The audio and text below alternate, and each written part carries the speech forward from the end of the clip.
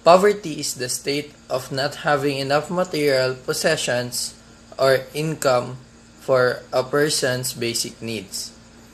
Poverty may include social, economic, and political elements.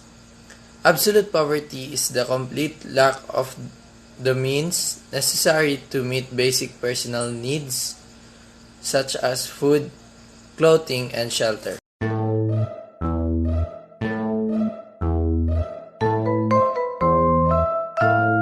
Economic inequality refers to how economic variables are distributed among individuals in a group, among group in a population, or among countries.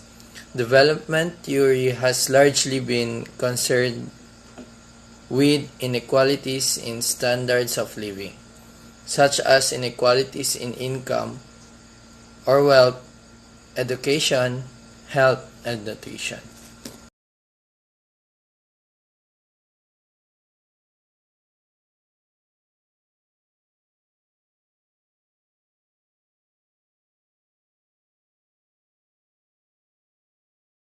Our artwork represents the poverty and inequality in the Philippines.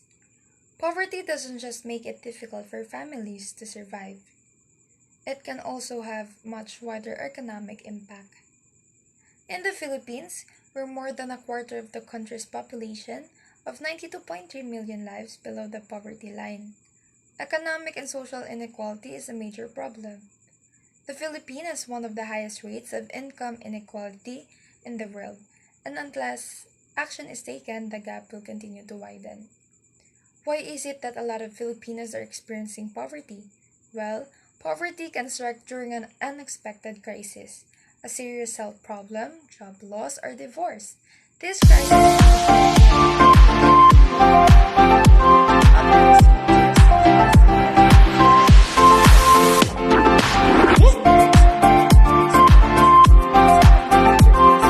poverty with historical perspective were noted as follows: the inability of poor households to invest in property ownership, limited poor education leading to fewer opportunities, limited access to credit in some cases, creating more poverty via inherited poverty.